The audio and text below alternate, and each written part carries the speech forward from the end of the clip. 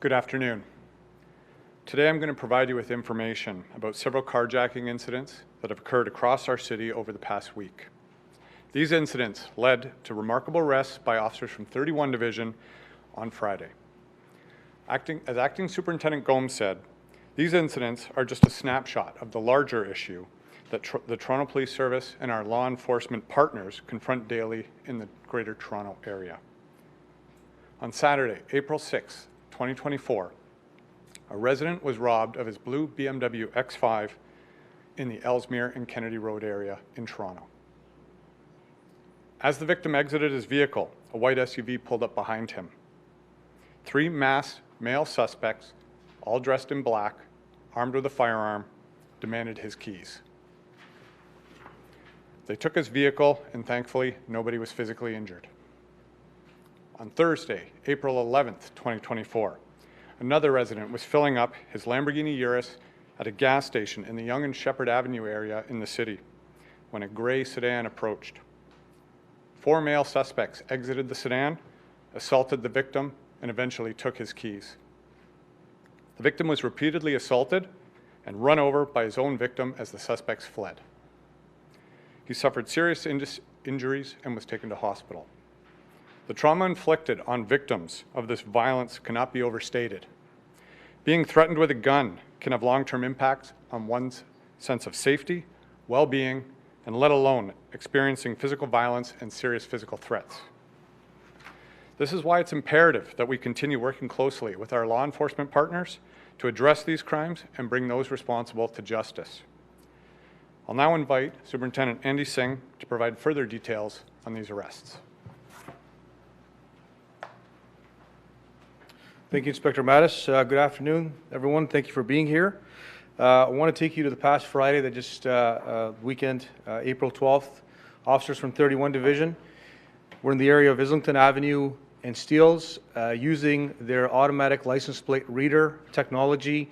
They picked up on a Lamborghini that passed them, and it came up that this Lamborghini was in fact stolen.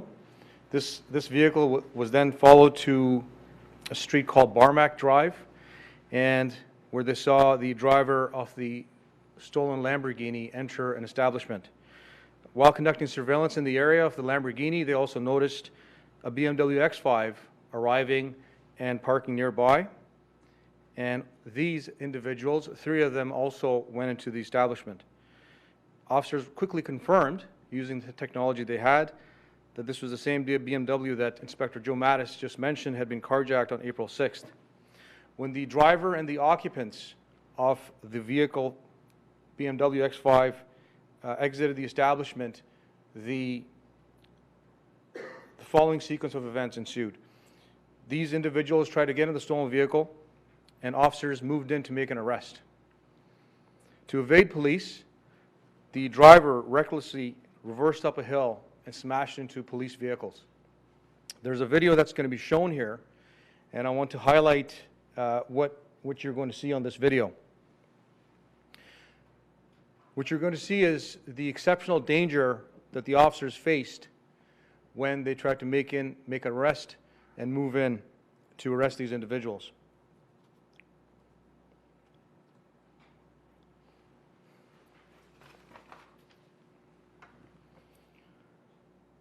As we try to execute the video here, what you'll notice is that the suspect vehicle was actually boxed in by many police vehicles.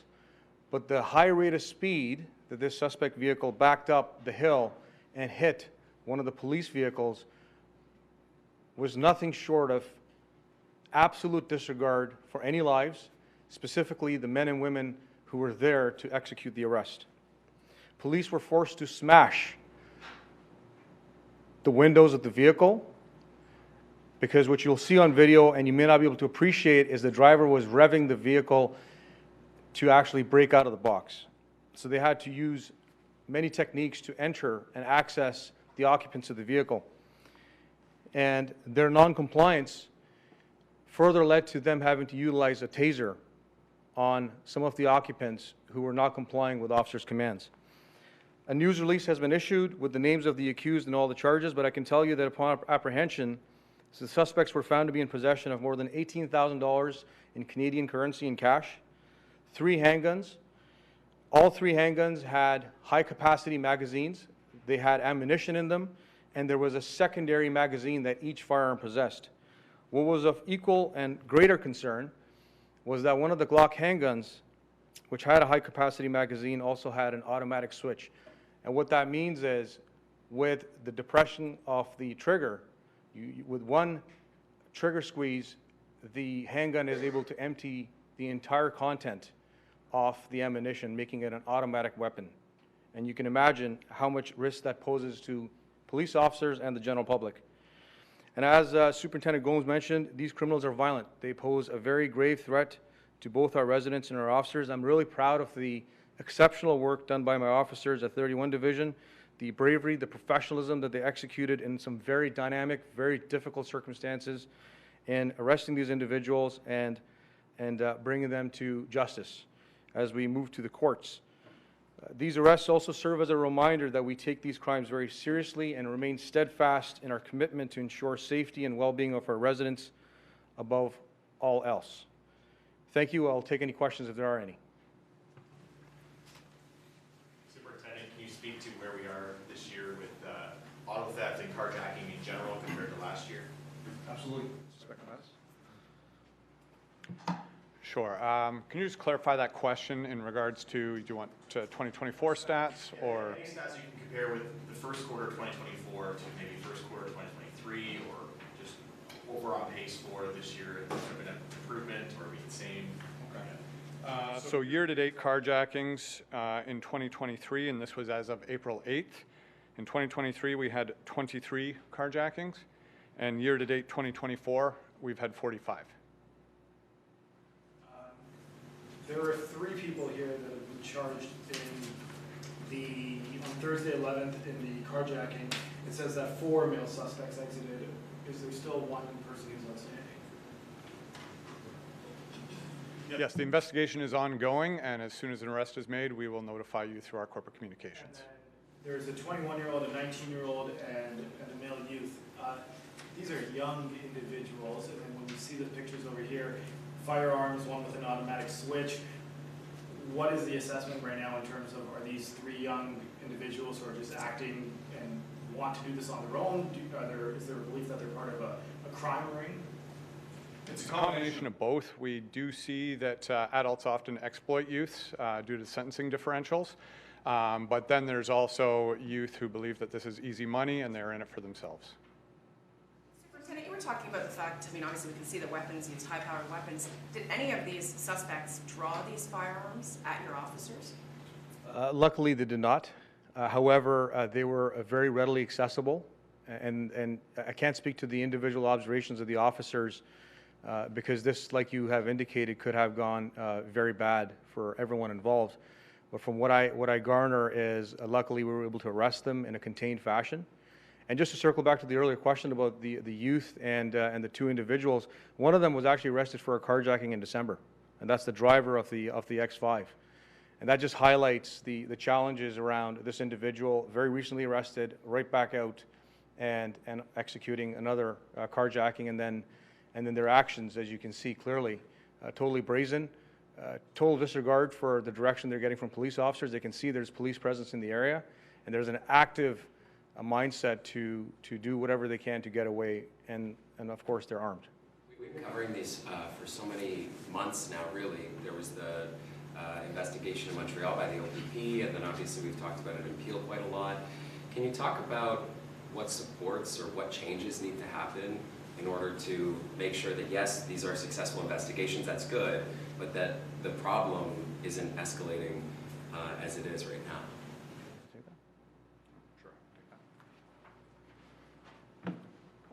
So just to summarize, you're wondering what steps are going to be taken moving forward to combat this issue? No, I think what I'm asking is, what do you guys think is needed to be done to help you? You've mentioned a little bit about how they were out on bail in various degrees, things like that. I mean, I'm just wondering if there are changes that you guys think could be made right now that would help to clamp down on this problem. We've had the Auto Summit. There's been so much conversation about what needs to be done here, and I'm curious what you think.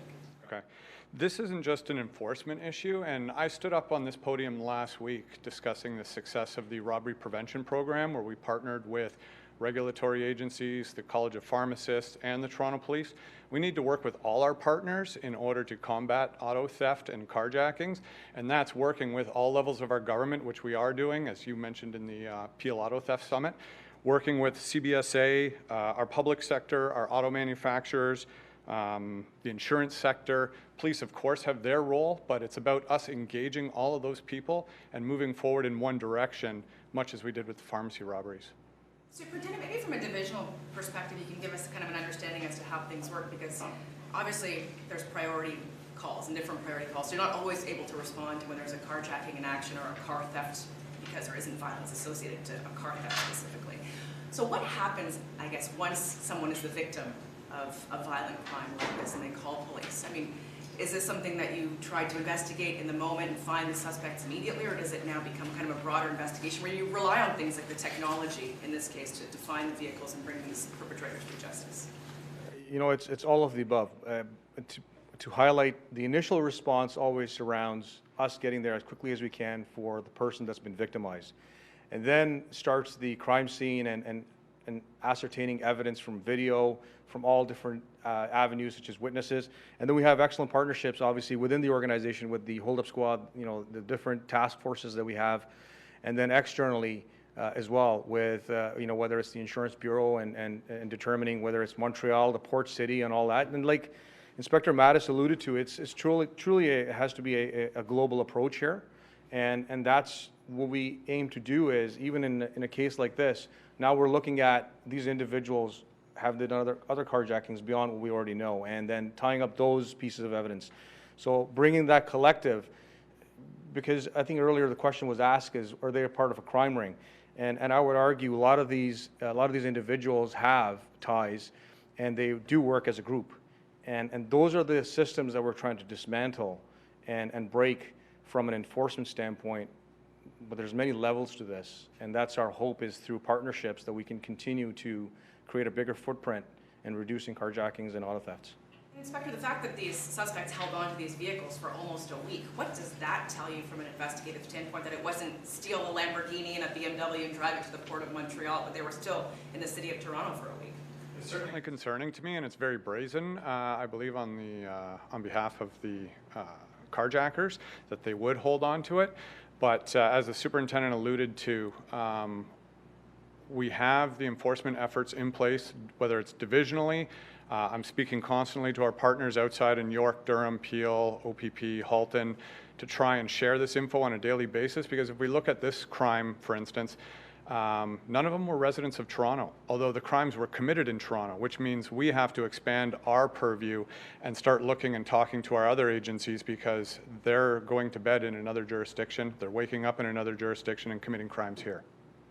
3 weeks ago, we were at the police college, and the findings of a particular project, and I think there were 7 arrested in that one, and they said 6 they knew of it released on bail. Are you able to comment on these 3 since they appeared in court Saturday?